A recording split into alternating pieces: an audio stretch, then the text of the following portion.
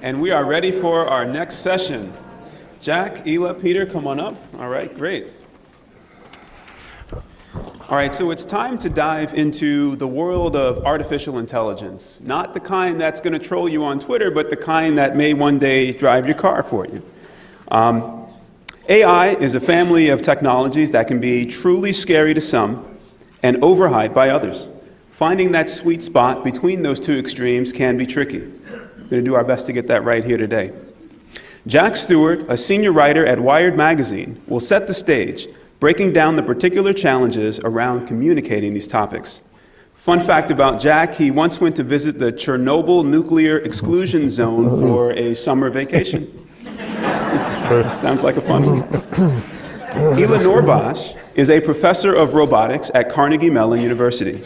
So fun fact about Ela, he flew here to the Colloquium in a 1966 antique airplane that he piloted. Wow. Ela will discuss the specific aspects of these technologies that are most important to communicate. Finally, Peter Hancock, a professor and trustee chair of psychology at the University of Central Florida and a published poet, will discuss the research that can help practitioners identify communication methods from the literature that are most likely to be successful. And with that, Jack, can you get us started?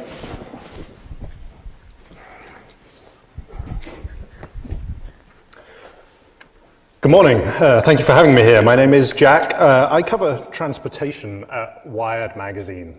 And at Wired, we like to look to the future. We like to try to translate what is happening in our world, particularly our technological world, and make it accessible to a regular audience. And we actually have 3 people devoted full-time now to covering transportation because we see it as such an important area, as something that's moving so quickly. I mean, we heard yesterday a little bit about, for example, gene editing and how contentious that can be, how hotly debated that can be.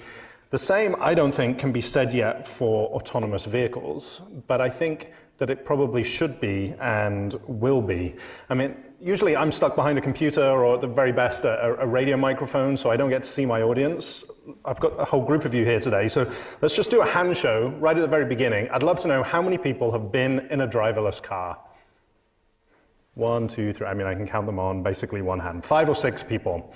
And you guys are an audience, I'm guessing some of you are from Washington, D.C. in this area, so this is where the policies are being made about these new vehicles. A lot of you, I'm sure, are from university campuses where these vehicles are being developed. But the thing is, I think even if I ask this same question to a Silicon Valley audience, probably the result would be similar. Completely unscientific guess there, I will admit. But not many people have been in a driverless car. And here's why that matters. Usually, we tend to think of them as just something that is going to be nice to have. They're going to make your commute easier. You know, you could sit in the back and play on Facebook or read the Washington Post or whatever you guys particularly want to do. But their impact is going to be so much larger than that, and it's not fully appreciated yet. Think about things like ride-sharing, the way Uber and Lyft have changed the way people get about and have changed cities. And then imagine those cars without drivers, so they're just continually circling, picking people up, dropping them off.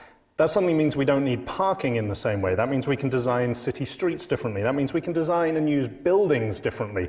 The 30% of buildings that are given over to parking spaces can be converted to offices or to homes in the middle of city centers. The accident rate should fall dramatically if the engineers get these things right. I believe it's nearly 40,000 people are killed on US roads every year now, millions worldwide. Jobs will change. The economy will be impacted. Driving jobs will probably go away. Truck drivers, taxi drivers, delivery drivers, they're all going to have to think of something new to do.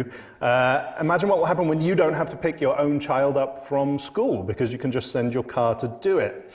Imagine what sort of car you might want to afford if you can send it off to drive other people around and earn you money during the day instead of it costing you a chunk of your paycheck every month in a payment.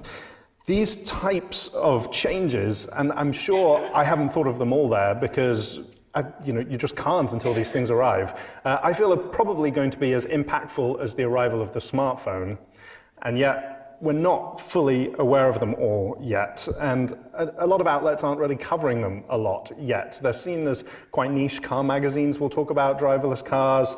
Every now and then, one of the big publications will do something, but really, there's not much, and they are going to cause a major societal shift. This is a look at the growing public interest. I don't know if you can fully read this from the back, but this is a graph that is basically Google search trends for people looking for terms around autonomous cars. It was compiled by Edmunds. It runs from the year 2010 to 2017.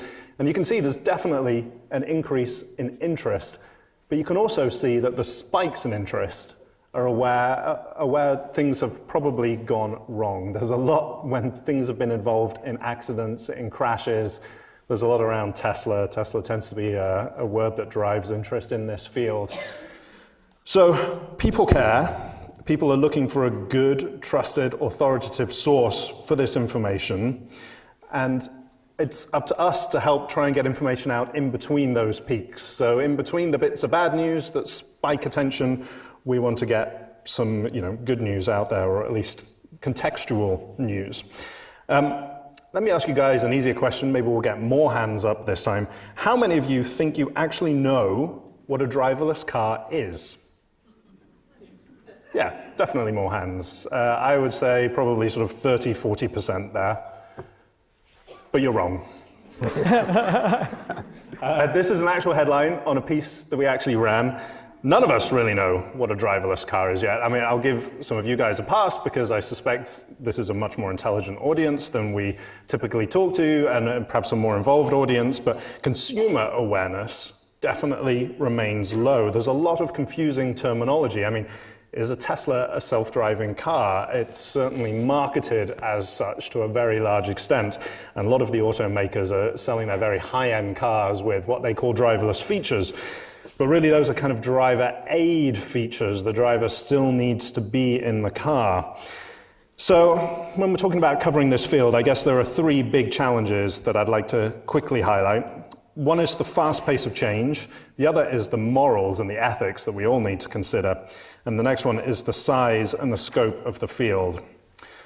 So the biggest challenge is just reporting how fast things are moving. Tesla on the left there, like I said, always pushing the boundaries. That's its Model 3 that it unveiled earlier this year. This is supposedly a mass market car, a $35,000 electric car with driverless features, the company says. On the right-hand side, we've got Google's cute little, I call it the koala car, because it's kind of like his little face there.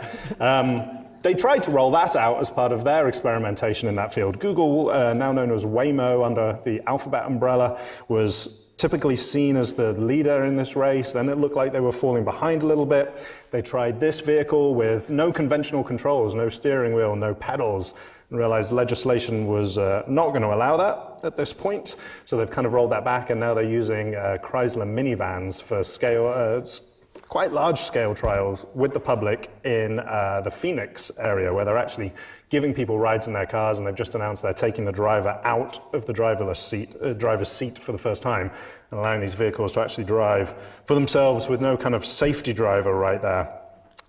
But if these are the companies that are getting publicity, are they necessarily the ones that are making the best progress?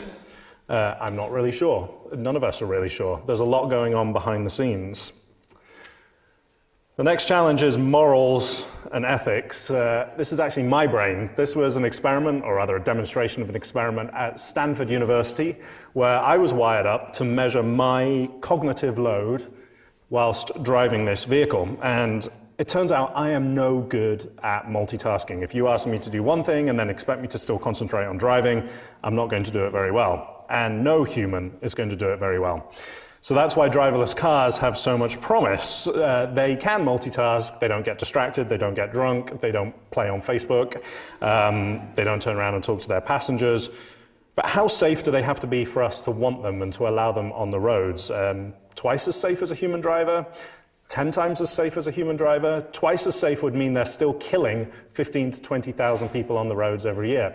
Are we going to accept that? A lot of people, I mean, there was actually a report on this, or a study into this, published in the journal Science, June 2016. that people are going to accept that their cars will have to kill, because that's how they will be programmed to do the least harm if they have a choice to make between killing lots of people and swerving the other way and killing fewer. They're going to have to make that decision. But they're not prepared to buy cars that might kill them. And we're all going to have to make that choice as well, because at some point, our cars might choose to kill us if that saved a whole crowd of pedestrians. So you can think about, I'm not going to ask for a show of hands because I think it actually needs a little bit of deeper thought than that, but a lot of people would say, yes, I would self-sacrifice in that situation, but imagine, say, your teenage kid in that car. Would you go to the car dealership and buy a car if the dealer said to you, it's got all these great features, drives itself, and oh, by the way, every now and then it might kill your child? Very difficult decisions for anybody to make, but engineers are actually having to make those decisions now, whereas when we, humans, are driving, we make those decisions in a split second, and we can almost use that as a defense. Engineers programming these cars are having to think about these scenarios and actually program their machines with an appropriate response. That's the AI in this, the artificial intelligence, which we're about to hear more about, but that's the black box, and it is literally an impenetrable black box that engineers train, but nobody fully knows how it makes decisions and how it works. We've got inputs and outputs. It makes reporting on it particularly tough. And then I don't expect you to be able to read this at all. In fact, the point of this is just to show how large the scope of this field is. This is really the third issue that I want to highlight. It's massive. This is all the startups, and this is probably already out of date because it was produced a couple of months ago by Comet Labs, which is a VC firm in Silicon Valley. This is all the firms and all the startups working on driverless cars at the moment through the various different layers of technology that you need to put one of these vehicles together. So it's just massive, and keeping on top of that is hard, and keeping on top of claims is difficult. Judging claims is hard. People are reluctant to talk about their work. A lot of these companies would be in stealth mode until they want press, and then we have to try and sort of judge why they want that press. So keeping on top of all of that just is why I have a job, basically. It's why I work in this field, but it is certainly one of the challenges. I just want to mention something very quickly about that as well in the time I have left. I feel quite outnumbered in this audience as a journalist. And I just want to stress the fact that we are not all in this job just for clicks or, just to generate sensational headlines. A lot of us do this job because we're passionate about what we write about. I'm actually an engineer by training. I went into journalism because I enjoy learning about other people's work and helping them communicate that. And I think if you talk to a lot of other specialist journalists, they would say the same thing. We want to be part of this conversation. We want to be part of the storytelling that you're doing. That said, good stories are built on personality and good headlines. And my apologies if I'm a little bleary-eyed this morning. I was up till 2 a.m. reporting on Elon Musk's latest unveils last night. He revealed a new semi-truck and then drove a Roadster sports car, a brand new thing, out of the back of it that's going to be the fastest production car in the world. He's great at headlines. He's also great for us for generating clicks. So we do have that kind of that deal with personality. We do want good stories. So the challenge is getting the tone right. Some of these headlines, and you can have this argument with me, but I would say actually a lot of these are ours, a lot of these are from Wired, and a lot of them are maybe a little too snarky because we try really hard to be critical. So there's a tone here and there's a balance. We have to get that right, and that's what we aim for. Thank you.